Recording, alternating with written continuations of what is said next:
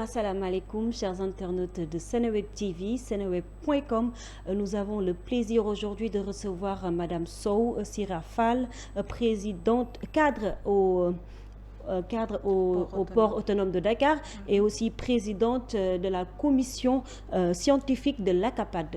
Am nañu mbégte Madame Sow di la dalal tey ci entretien spécial bi. Bonjour Kumba, merci également de nous recevoir. Merci. D'accord Madame Sow ngeen nekk port autonome bu Dakar ku nekk xam na port autonome rôle bi nga xam ne moom lay jouer ci économie bu Sénégal ngeen am ay études yi nga xam ne yéen a ngi koy réaliser mais pourquoi ngeen juger nécessaire tey jii nii di def ay études bi nga xam ne dafay contribuer ci li nga xam ne moom moo di écosystème portuaire ci économie bu Sénégal. Merci beaucoup Kumba pour la question. En fait, nous sommes une amicale des cadres du port autonome de Dakar. Alors, cette amicale, c'est un regroupement aujourd'hui de compétences pluridisciplinaires. On a toujours été une force de contribution aux autorités. Donc, chaque fois, on est en train de faire des recherches, des études, des notes techniques, allant dans le sens aujourd'hui de renforcer le rayonnement donc, de la plateforme portuaire sénégalaise. Allant toujours dans cette même veine, on s'est dit, mais pourquoi aujourd'hui, malgré la perception générale que les gens ont du poids, du rôle et du stratégique que joue le port, pourquoi aujourd'hui les gens n'ont pas encore jusqu'à présent mené une étude scientifique et rigoureuse qui pourrait aujourd'hui nous dire c'est ça que nous pesons sur l'économie sénégalaise. Et le contexte est favorable. Pourquoi? Parce que aujourd'hui on a l'agenda de transformation nationale. En son axe 1, on a tout ce qui est compétitivité économique. Compétitivité économique qui repose aujourd'hui sur 4 moteurs de performance. Et parmi les 4, on a l'agroalimentaire, on a l'industrie extractive, on a l'industrie manufacturière, mais également on a tout ce qui est services à valeur ajoutée, dont le tourisme. Donc nous, à travers les croisières, donc on a senti que pour tous ces secteurs, pour tous ces 4 piliers, le port joue un rôle prépondérant. C'est-à-dire derrière chaque tonne de marchandises qui est exportée, donc que ce soit un produit minier ou un autre type de marchandise, on sent le port derrière. Derrière chaque importation aujourd'hui d'intrants pour l'industrie, on sent le port derrière. C'est-à-dire que c'est toute une chaîne de valeur qui est liée directement ou indirectement avec le port. Et qu'est-ce qu'on s'est dit quelque part? Attention, si aujourd'hui nous, déjà sur ces leviers-là de croissance, nous avons un rôle prépondérant, il faudrait quand même qu'on joue ce rôle-là pleinement. Et comment? Il faudrait qu'on puisse éclairer et mettre à la disposition donc, des décideurs, des autorités publiques, donc assez d'outils d'aide à la décision. Et on s'est dit, pourquoi pas lancer cette étude et mesurer, comprendre, évaluer ce que nous pesons aujourd'hui sur la balance en termes de contribution dans l'économie nationale pour pouvoir orienter donc, les décisions, les politiques publiques, mais également tout ce qui est politique d'investissement. D'accord. Mais en vrai, en quoi cette étude est une première au Sénégal? Parfait. Merci pour la question. En réalité, comme je l'ai dit tantôt, nous, en tant qu'autorité portuaire, nous avions des indicateurs donc sur les performances opérationnelles. Nous savions quel est le trafic qui transite via le port. Donc, on a beaucoup d'informations. Ces indicateurs sont très importants. Mais à un moment donné, on s'est dit, mais pourquoi se limiter à ces indicateurs-là? Parce que je l'ai dit, le port ne se limite pas seulement à ses infrastructures. Ce n'est pas seulement les quais, etc. Non. Le port, c'est tout un écosystème. C'est beaucoup d'activités qui gravitent autour du port. C'est des entreprises qui aujourd'hui travaillent directement dans l'activité portuaire. Quand je parle d'écosystème, j'intègre tout ce qui est manutentionnaire, j'intègre tout ce qui est transitaire, j'intègre tout ce qui est compagnie maritime, donc les agences maritimes. Donc toutes ces entreprises-là travaillent directement. Mais il y a également d'autres entreprises qui aujourd'hui, leurs activités est étroitement liées au port. Parce que quand le port ne marche pas, ils le sentent directement dans leurs activités. Donc ça veut dire que c'est tout un écosystème qui est là, donc qui est lié à l'activité portuaire. Et comme je l'ai dit, avant, les gens n'avaient pas cette perception, n'étaient pas allés donc au-delà. Et c'est ce qui fait l'originalité de cette étude-là. aujourd'hui on mesure le poids non pas du port autonome de Dakar, mais on mesure le poids aujourd'hui économique de tout un écosystème. Voilà, c'est ça qui fait un peu la différence de cette étude par rapport aux autres. D'accord. Pour venir aux résultats de cette étude, quels sont les enseignements qui ressortent de cette étude-là? Très bien.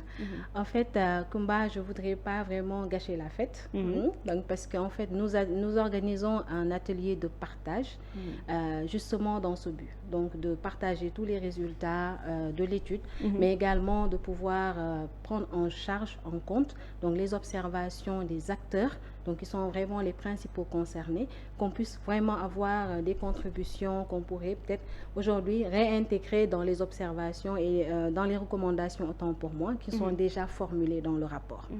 Alors, ce que je peux vous dire, c'est qu'aujourd'hui, ce que nous avons tiré des enseignements n'est venu que conforter la perception que les gens ont du port. Tout le monde sait que le port est le poumon économique national, c'est même devenu une rhétorique. Mais en réalité, ce qui manquait, c'était des données fiables. Ce qui nous manquait, c'était vraiment des données scientifiques qu'on pouvait mettre sur la table et dire que c'est ça que nous représentons.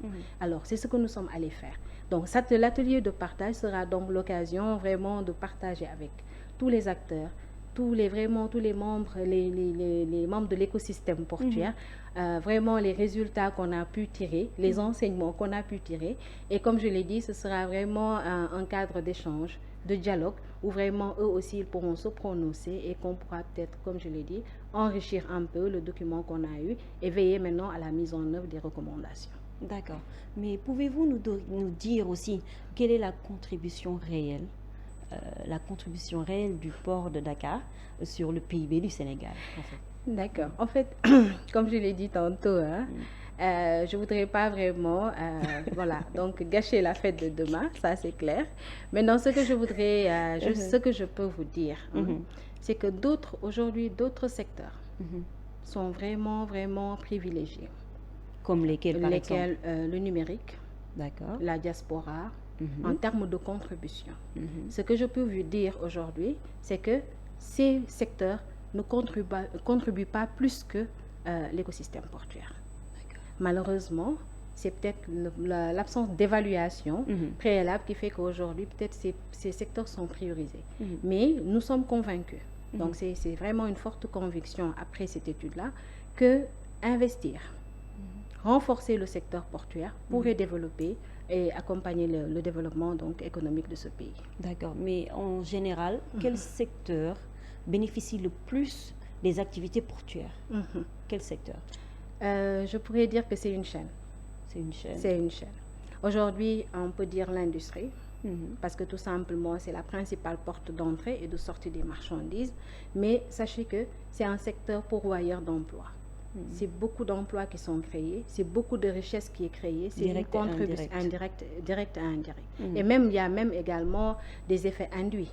Donc ça également, on l'a intégré dans le cadre de l'étude.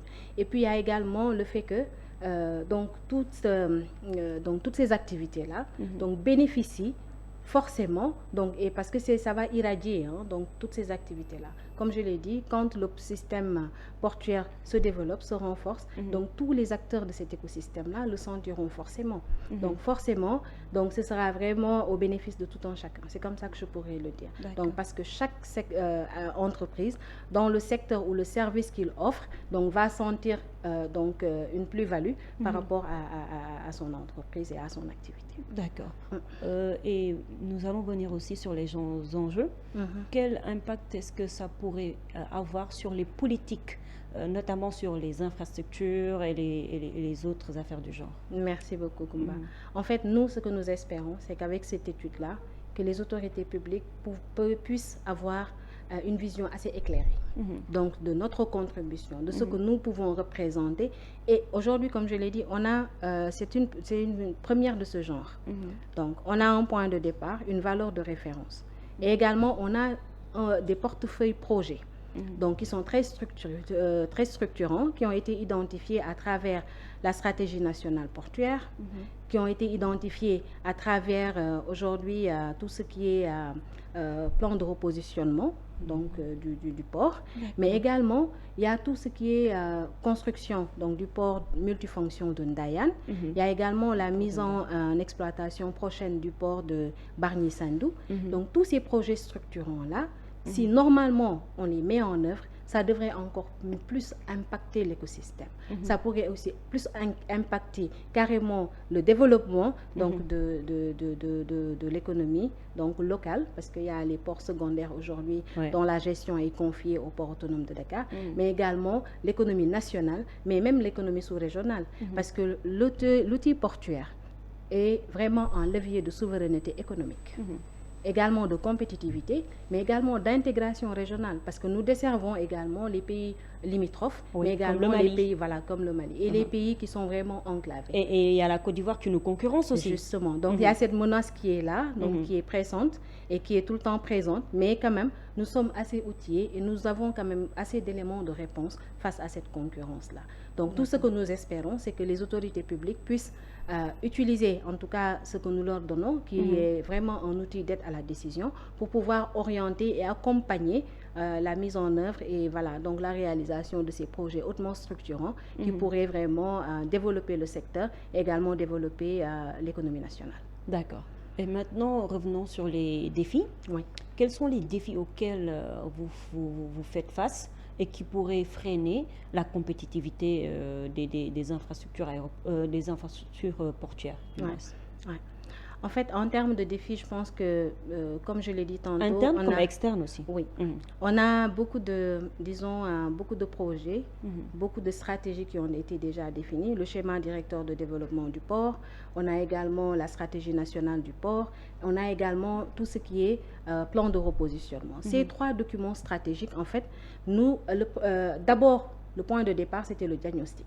D'accord. Et le diagnostic, à travers tout ce qu'on a eu à utiliser comme outils, les analyses SWOT, les analyses PESTEL, etc., nous ont en tout cas ils ont fait ressortir tout ce que nous avions comme force, comme faiblesse, comme menace et comme opportunité. Donc dites-vous bien que la stratégie qui est actuellement en train d'être déployée a été dimensionnée suivant en tout cas ce qui est ressorti de ces diagnostics-là. Vous comprenez? Analyse SWOT. Vous comprenez? Voilà. Donc à partir de là maintenant, dites-vous que tout ce qui est défi, principalement, c'était quoi? C'était un peu la limite par rapport à nos infrastructures, par rapport à nos capacités d'accueil, par rapport à la congestion. Donc, si aujourd'hui, il y a la construction du port de Ndayane, c'est justement pas seulement pour peut-être décongestionner Dakar, mais également pour faire du port de Dakar à Ndayane, donc un hub logistique de référence, une plateforme de référence au niveau sous-régional, mais également au niveau même africain, parce que c'est au niveau du continent même, c'est ça que nous projetons. Donc c'est un peu pour vous dire que nous sommes dans cette veine, donc on est en train de travailler pour lever les défis qui nous interpellent. Vous comprenez? Alors à partir de là, je vais peut-être embrayer sur il y a des défis qui sont encore là et qui aujourd'hui on les a ressentis dans le cadre de l'étude. Alors, c'était pas facile, c'était chronophage. J'avoue que c'était long et un peu difficile. Pourquoi? Parce que la principale problématique auquel on était confronté, c'était la disponibilité de l'information, la disponibilité de la donnée. Parfois parce que les gens ils sont même pour les cadres. Non, pas pour les cadres, je parle de l'écosystème dans sa globalité. Peut-être au port de Dakar c'est assez fluide. En passant, je suis chef de la division statistique, donc les données on les manipule et puis on essaie également de les mettre à disposition. Mais en fait c'était vraiment tout ce qui est secteur portuaire, tout ce qui est activité portuaire, avec une bonne dose d'informalité, parce qu'il y a beaucoup d'entreprises informelles qui sont présentes, et c'était un peu difficile donc de quantifier, d'évaluer, etc. Donc la disponibilité de l'information, vraiment c'était ça le principal défi auquel on a été confronté. Mais je pense que ça c'est vraiment un peu général. Dans toutes les études que nous menons au Sénégal, ou même devrais-je dire en Afrique, c'est une réalité. Par ailleurs, je suis présidente également du réseau des statisticiens des ports de l'Afrique de l'Ouest et du Centre. Et on a senti également que c'est une problématique qui est partagée. Donc la disponibilité, la fiabilité, la qualité de la donnée, c'est vraiment des défis que nous adressons tous les jours, qui ont un peu quand même impacté en tout cas la réalisation de cette étude et la finalisation de l'étude dans les délais qui étaient impartis, ce qui a fait qu'aujourd'hui, on a pris plus de temps. Parce que quelque part, il fallait parfois jouer la carte de la diplomatie. Donc parfois également, il fallait accompagner certains acteurs qui n'avaient pas vraiment une base de données assez solide. Oui. Et voilà, et fort de tout ça, on y est arrivé finalement. Voilà, donc à peut-être produire ces résultats. Voilà, donc c'est peut-être l'occasion, si vous permettez, de remercier tous ces acteurs-là qui ont bien voulu nous ouvrir leurs portes, qui ont bien voulu mettre à notre disposition ces informations, qui ont compris les enjeux, l'importance de cette étude, qui nous ont accompagnés. Mais également remercier les universitaires qui nous ont accompagnés. Ils ont vraiment joué c'est vraiment la fibre patriotique qui a vraiment fonctionné, parce qu'en réalité, on n'a pas vraiment beaucoup mis sur la table en termes de moyens, mais ils ont vraiment voulu le faire parce qu'eux aussi ils ont compris donc l'importance de cette étude-là. Ils ont voulu nous accompagner. Donc eux aussi vraiment ils méritent des remerciements donc de notre part. Donc je profite de cette tribune vraiment pour me remercier tous ceux qui ont contribué de près ou de loin donc à la réalisation de cette étude. En premier lieu, la Direction générale du port. Le directeur général a également très tôt compris les enjeux et il nous a accompagnés. Et ça également, au nom de l'ACAPAT, donc je souhaiterais quand même remercier notre directeur général, M. Waly Diouf Bodian, donc vraiment pour son accompagnement et pour son leadership éclairé. Très intéressant. Donc, tout à l'heure, vous parliez de problèmes d'information, surtout pour le secteur informel. Est-ce que vous avez eu des propositions ou vous avez fait des propositions qui pourraient aider par rapport à ces manques d'informations pour pouvoir y remédier? Oui, on a essayé de faire une proposition. Donc, comme j'ai dit, parfois on a dû aider certaines personnes à constituer leur base de données, mais également il y a un projet qui normalement devrait révolutionner et aider vraiment dans ce sens-là.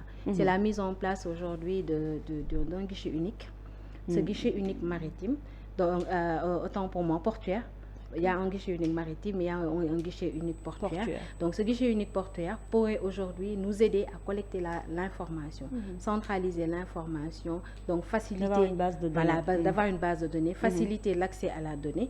Et vraiment, on est très en avance sur ce projet-là. On pense que quand on aura finalisé ce projet, on aura peut-être diminué, pas peut-être carrément éradiqué ce phénomène, mais on aura quand même vraiment impacté positivement dans ce sens. D'accord. Et maintenant, comment est-ce que le port de Dakar souhaiterait-il utiliser cette étude pour pouvoir en tirer profit? Parce que ça doit servir bien à quelque chose au port. Bien sûr, bien sûr. Avec, en tout cas, tout ce que nous espérons, nous, Amicale des cadres, à travers cette étude-là, vraiment, c'est de mettre à la disposition de nos autorités portuaires, tout comme des autorités publiques, tout comme des acteurs, mais également des partenaires techniques et financiers, d'un outil d'aide à la décision.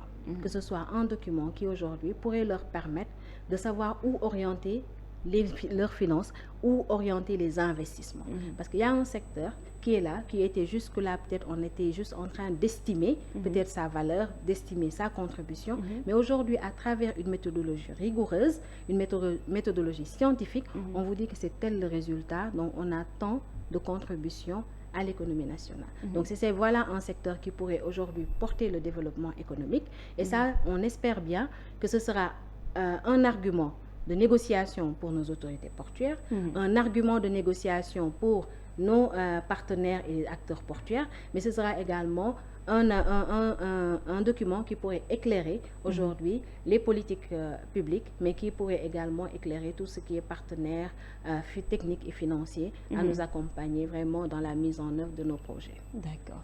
Donc maintenant pour le secteur privé, quel rôle est-ce que le secteur privé pourrait jouer dans cette dynamique d'études et de formation, si je ne me trompe pas? Ouais. En fait, c'est nos partenaires. Nous travaillons directement avec eux. Nous travaillons également, comme j'ai dit, c'est directement et indirectement. Donc, en général, c'est des sociétés privées qui sont là. Parce que le port, en fait, quand vous regardez, il n'y a que l'activité d'accueil navire qui est géré à proprement parler par la direction générale. Tout ce qui est activité de manutention, en tout cas tout ce qui est service rendu au navire, tout ce qui est service rendu à la marchandise, principalement c'est des entreprises privées qui le font. Ça c'est un. Deuxièmement, comme je vous l'ai dit, c'est la principale porte d'entrée et de sortie, donc tout ce qui est importation d'intrants, donc pour l'industrie, tout ce qui est exportation de produits miniers, etc., tout ça passe par le port de Dakar. Par exemple, pas seulement par le port de Dakar, je devrais dire par les ports, parce qu'aujourd'hui on parle des ports du Sénégal. À partir de là, déjà, on sent nettement que le privé est un partenaire privilégié. Et quand aujourd'hui le port marche, tout marche pour ces privés-là.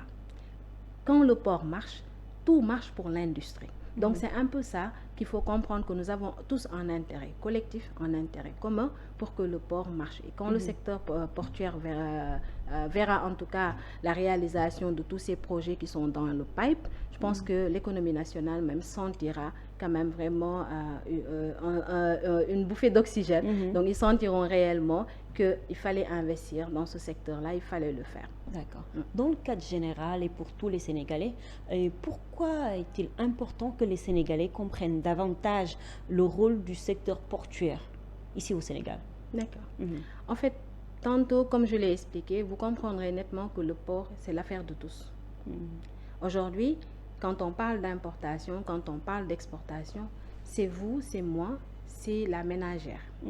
En fait, nous, on est peut-être une zone de transit avec plusieurs acteurs qui interviennent, mais quelque part, le consommateur final, c'est vous et moi.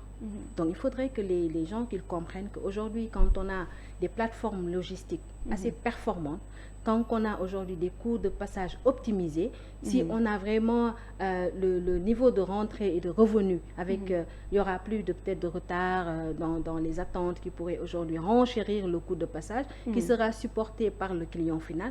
Donc tout le monde aura intérêt à comprendre un peu c'est quoi l'importance de ce secteur-là, et si on soutient ce secteur-là, quel serait aujourd'hui le soulagement qui serait ressenti dans nos ménages. Parce que en fait, je dis que c'est une chaîne. Et voilà, on ne le sent pas tout de suite. On a l'impression que voilà, c'est des grues, c'est des portiques, voilà, etc. Mais en réalité, sachez que dans le conteneur où il y aura le café, le lait qui sera importé, qui sera consommé chez nous, on le sait, hein, donc de manière très banale. Donc le prix de revient, ce n'est que le prix d'achat plus les frais. Donc plus les frais sont importants, plus le vendeur, donc le chargeur, il va faire la somme de tout ce qu'il a eu à supporter comme frais, plus maintenant sa marge bénéficiaire, et qui va le supporter, c'est le consommateur final. Donc quand le port marche, je vous dis que le soulagement sera pour les entreprises, mais également pour le Sénégalais lambda, pour le consommateur final, les consommateurs finaux que nous sommes. Très intéressant. Et en dernier, quel message souhaitez-vous lancer ou adresser aux décideurs et aux opérateurs économiques à l'issue de cet atelier? D'accord. Merci beaucoup, Kumba. En fait, en plus de vraiment remercier, comme je l'ai dit tantôt, tous ceux qui ont contribué donc à la réalisation de cette étude-là, je voudrais juste clore mon propos en invitant tout le monde. J'invite tous les acteurs, les décideurs, les partenaires, les autorités publiques, les autorités portuaires, le secteur privé, le secteur de la pêche, tout un chacun, tous les acteurs donc portuaires, à venir massivement participer à l'atelier de restitution. Ce sera un cadre d'échange, de dialogue, où on pourra aujourd'hui échanger autour des problématiques du secteur, pouvoir tout cela synthétiser ça dans un rapport avec des recommandations structurées, des recommandations pertinentes que nous pourrons mettre sur la table des décideurs et les orienter en fait dans le cadre de leur financement. Donc on invite vraiment tout le monde, donc tous ces acteurs-là que je viens de citer, à venir nous accompagner, à venir assister à l'atelier de restitution et à faire bon usage donc du document que nous allons mettre à leur disposition. Merci. Donc s'il y a un point particulier dont vous vouliez parler et qu'on n'a pas abordé, c'est le moment de le faire. Donc vraiment, vous remercier Kumba vraiment pour l'accueil et cette courtoisie. Et puis remercier l'ensemble des cadres du port autonome de Dakar, de l'amicale particulièrement, qui m'ont fait confiance pour porter la voix donc de l'amicale dans le cadre de cet atelier, donc qui est hautement stratégique et qui, à mon avis, est également historique. Parce que comme je l'ai dit, c'est une étude qui a une certaine originalité parce que jamais il y a pas eu de précédent. C'est vraiment une première du genre et on est en train vraiment de vouloir propulser la chose, de vouloir faire bouger les lignes et nous espérons compter sur tout un chacun pour que quand même qu'on puisse y arriver. Voilà. Encore une fois, merci beaucoup Kumba pour l'invitation. Je vous en prie. Donc, nous sommes au terme de notre entretien. C'était avec Madame Sow Siré Fall, cadre portuaire et aussi présidente de la commission scientifique de l'ACAPAD. Je vous donne rendez-vous une prochaine fois pour un prochain entretien. Merci.